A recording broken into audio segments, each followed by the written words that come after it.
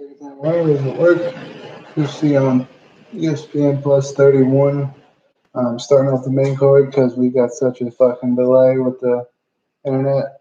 Kevin Holland, Trevin Giles, keep it short, Trevin Giles. Um, only a purple belt in Jiu-Jitsu, where Holland is a brown belt. Both of Giles' UFC losses come by submission. Holland take another short notice fight. 6'3", 81-inch reach. Giles 6 foot, 74-inch reach. So lacking a little bit in the stand up as well. Holland is second degree black belt in Kung Fu. I would think he would have the better stand up and the better ground game. I think he's going to pick apart Trevin Giles, possibly even go to a decision, but Trevin Giles is really, really tough. It's hard to put away Giles. So, but I do got Kevin Holland. Lando Venata versus Bobby Green. Bobby Green's last fight, decision win over Clay Guida back in June. His blue belt in Jiu-Jitsu, 25-10-1, 6-5-1 in the UFC. Venata's 11-4-2. Last fight was decision win over Yancy Medeiros in February, 3-4-2 in the UFC. He's never been knocked out. 9-11 his wins via finish, and he's a brown belt in Jiu-Jitsu. So I really don't see anywhere for Bobby Green to win the fight. I would love to see him. Bobby Green's a very good personality for the sport of MMA. So I'd like to see Bobby Green win, but I'm going to go Lando Venata on that one. The next one's also another hard one to pick. Vicente Luque, Randy Brown, 18-7-1 is Luque. Never been knocked out. Only been submitted twice. He's 11-3 in the UFC.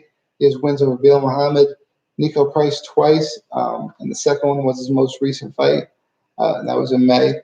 Brian Barberina, Mike Perry, 5'11", 75.5-inch reach to Randy Brown's 6'3", 78-inch reach. Brown is 12-3, 6-3 in the UFC. His only losses are to Michael Graves, Bill Muhammad, and Nico Price. So Bill Muhammad and Nico Price, two guys that Vicente Luque has found a way to beat. 10 out of 12 of Brown's wins via finish, and we've seen previously that it's very hard to finish Vicente Luque. We've seen with the Mike Perry fight, the Brian Barberina fight, two wars, and neither one of those guys could put him away. So I think it'd be pretty hard for Randy Brown. I got Vicente Luque in that fight. Joanne Calderwood versus Jennifer Maia, I would assume as like a number one contender fight for Valentina Shevchenko when she's ready. Calderwood's 19-2 as a professional kickboxer, 14-4 in MMA, 6-4 in the UFC. Won her last fight against Andrea Lee in September of 2019. She's never been knocked out, 3-1 since 2018, so on a little bit of a run in that women's division. Blue belt in Jiu-Jitsu, trains at Syndicate MMA out in Vegas. Jennifer Maia trains at Shoot Boxing Academy in Brazil. 3-0 pro boxing record, 17-6-1 MMA record, 2-2 in the UFC. Lost her last fight via decision to Caitlin Chikadian at UFC 244 in November. So far, a little bit more recent than Calderwood. If you're just looking at in the women's division, it's kind of harder to predict than the men's, just because it's harder to gauge the level of production within training camps and stuff like that. Just because like it's harder to see women's improvement in MMA until you see the fight. You know, with a lot of other guys, it's I don't know what it is. It's just kind of like I guess something you've noticed that women, it's harder to see their improvements until the fight comes. And when the fight comes, then you automatically get surprised, like, whoa, this wasn't like her in the last fight. So if that's the case, I could see Jennifer Maia getting a decision win, but leaning more towards Joanne Calderwood via decision. Derek Brunson, Edmund Shahbazyan. Brunson's brown belt in Jiu-Jitsu, Division 2 wrestler, has brown belts under Renzo Gracie. 5 out of 7 his losses are via TKO or knockout, which kind of plays into the hands of Shahbazyan here. He's 20-7, never been submitted in his career. 11 out of 20 his wins via TKO or knockout, so he does like to stand and try to work his striking as well. He's on a 2-fight winning streak right now with decisions over Elias Theodorou and Ian Heinisch. He's 11-5 in the UFC. Shahbazyan, Glendale Fight Club, Edmund Shahbazyan, and Ronda Rousey, Travis Brown, all those guys that trained over there.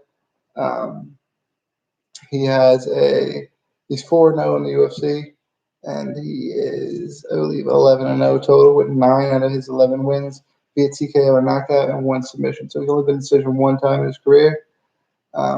He's got, and that decision win was over Darren Stewart in his debut. Then he got TKO over Charles Byrd, submission over Jack Marshman, and a knockout over fellow wrestler Brad Tavares. Um, so, he's been able to defeat a wrestler, maybe not on the same caliber as Derek Brunson, but, I could see this going a lot like the Israel Adesanya Derek Brunson fight, where it was just kind of hard for Derek Brunson to close the distance and get the takedown on, and eventually the constant takedown attempts hurt him, and he got him knocked out by Israel Adesanya. So I think something similar to that could go down.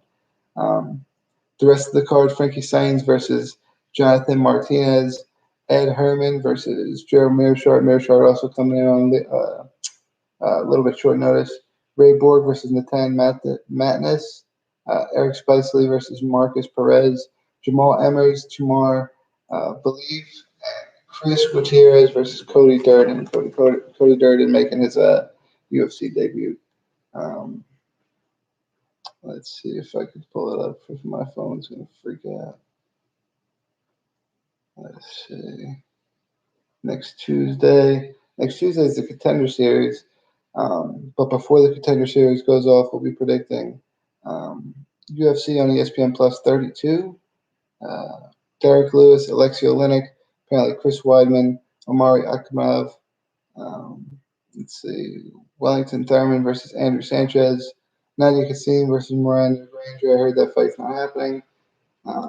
Peter Barrett, Yosef Salal. Benil Dariush, Scott Holtzman. Let's see. Alex Caceres, Juju Chikazi. Justin James, Kevin Tucker. That's a good fight. And Darren Stewart versus Makali Palato, which we were just talking about. Darren Stewart. I think that's a really deep card, but I think this one, this August 1st, or that's what it is, right? August 1st, August 2nd. That whatever that card is shaping up to be a really, really good card. So, and underrated. I don't see a lot of people talking about it at the moment. Brunson Shahbazyan, I think that fight might go exactly how everybody thinks, and Shahbazyan might just beat him up. But it could also be a shocker. You never know. That's why you got to watch. But next Tuesday we'll be back. We'll be watching the Contender Series, and we will be predicting the August 8th, guys. Send me your barbecues. Have a good weekend. Enjoy the fights. See you guys on Tuesday.